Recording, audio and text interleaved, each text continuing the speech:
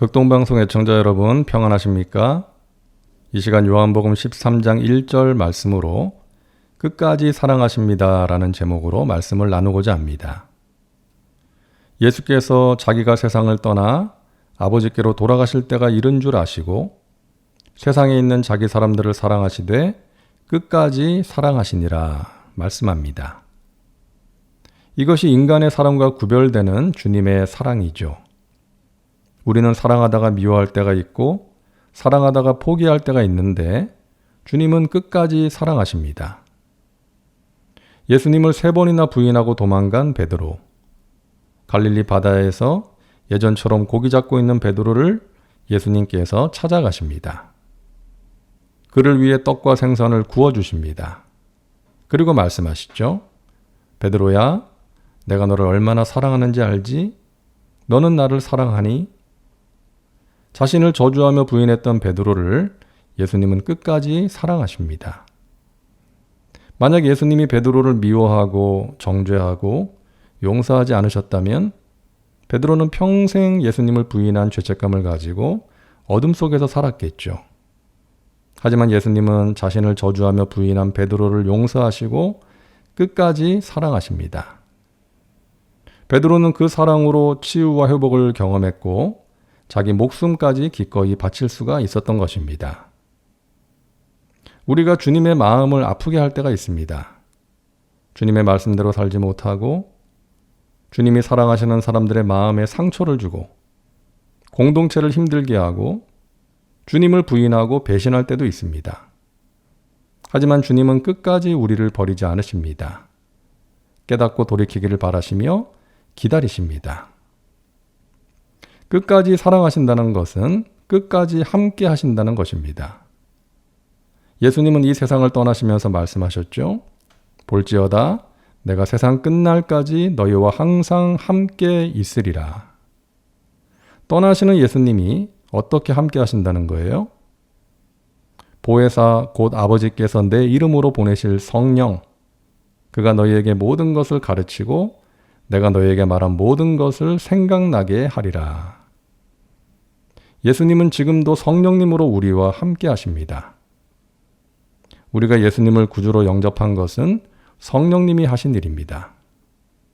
말씀을 읽고 묵상하다가 어떤 말씀이 나에게 주시는 말씀으로 깨달아지는 것, 또 어느 순간에 말씀이 생각나는 것, 성령님이 하시는 일입니다. 설교를 듣다가 마음의 위로와 평강이 임하는 것, 성령님이 하시는 일이죠. 누군가에게 복음을 전하고 증인의 삶을 살아가는 것, 성령님이 하시는 일입니다. 교회를 세우시고 자라가게 하는 것, 성령님이 하시는 일입니다. 성령님은 지금도 우리와 함께 하시며 우리를 도와주시고 위로하시고 깨닫게 하십니다. 권능을 주셔서 증인된 삶, 제자된 삶을 살게 하십니다. 그런데 전능하신 하나님께서 우리를 사랑하시고 함께 하시는데 왜 우리에게 어려운 일들이 찾아오고 안 되는 일도 있는 것일까요? 하나님이 우리를 사랑하시는데 왜 그런 것일까요? 좋은 일만 있으면 모든 것이 원하는 대로 다 되면 철없는 자녀, 약한 자녀가 될 수 있기 때문입니다. 자녀가 해달라는 것 다 해주면 그 자녀는 훌륭한 인격을 가진 사람으로 성장하지 못할 가능성이 높은 것이죠. 스스로 일어설 수가 없는 것입니다.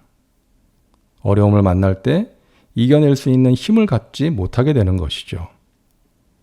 하나님은 우리가 강하고 성숙한 자녀가 되길 원하셔서 우리가 만나는 고난을 사용하사 우리를 단련하시는 것입니다. 올림픽에서 메달을 딴 어느 미국 수영 선수의 이야기입니다. 올림픽을 앞두고 훈련을 하다가 미끄러져서 팔에 부상을 입게 돼요. 올림픽 날짜에 맞춰서 훈련 스케줄을 소화하고 있었는데 다친 거예요. 병원에서 응급처치를 받았습니다. 그런데 코치가 훈련을 계속시키는 거예요. 한쪽 팔과 다리로 계속해서 수영을 하게 합니다. 너무 힘들어서 물 밖으로 나오려고 하니까 코치가 다시 물속으로 집어넣습니다. 나중에는 물 밖으로 올라오는 사다리를 들고 나가버렸대요. 그 당시에는 정말 죽이고 싶을 정도로 미웠답니다. 그렇게 예정된 훈련을 소화하고 올림픽에 출전합니다. 그리고 올림픽이 끝난 뒤에 이렇게 말합니다. 그때는 코치가 정말 이해가 되지 않았고 미웠지만 그때 나의 한계를 뛰어넘을 수가 있었고 올림픽에서 좋은 성적을 낼 수가 있었습니다. 그때 코치는 밖으로 나가버린 것이 아니라 숨어서 이 선수를 지켜보고 있었던 거예요.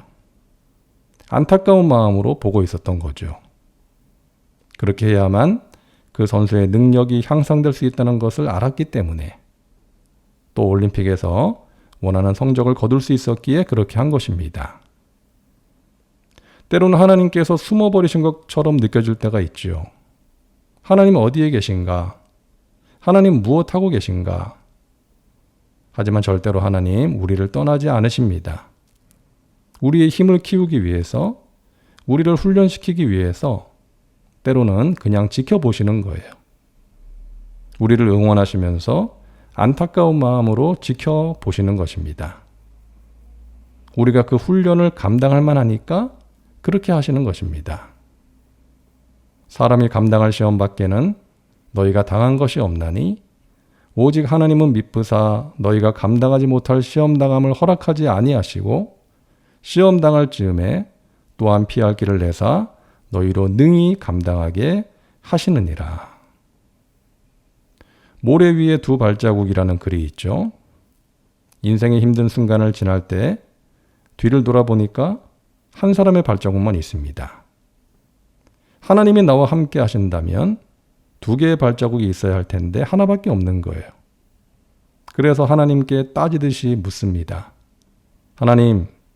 하나님께서는 항상 저와 동행해 주신다고 하셨는데 내 인생의 가장 어려운 시련의 때에 모래 위의 발자국은 하나뿐이니 어찌된 일인가요? 그때 하나님께서 말씀하시죠. 내 사랑하는 자여, 너가 힘들어할 때 나는 결코 너를 떠난 적이 없단다. 그 발자국은 너의 것이 아니라 나의 것이란다. 내가 너를 품에 안고 갔노라. 어떤 때는 하나님이 함께 하시지 않는 것 같이 느껴질 때가 있어요. 하지만 그것은 우리의 느낌일 뿐 사실이 아닙니다. 하나님은 언제나 우리와 함께 하십니다. 우리가 힘들고 지쳐 살아갈 힘마저 잃어버릴 때 우리를 품에 안아 주십니다. 그 사랑으로 인생의 어려움을 이겨내시기를 주님의 이름으로 축원합니다. 사랑과 은혜가 풍성하신 하나님, 우리를 사랑하시되 끝까지 사랑하시는 주님을 찬양합니다.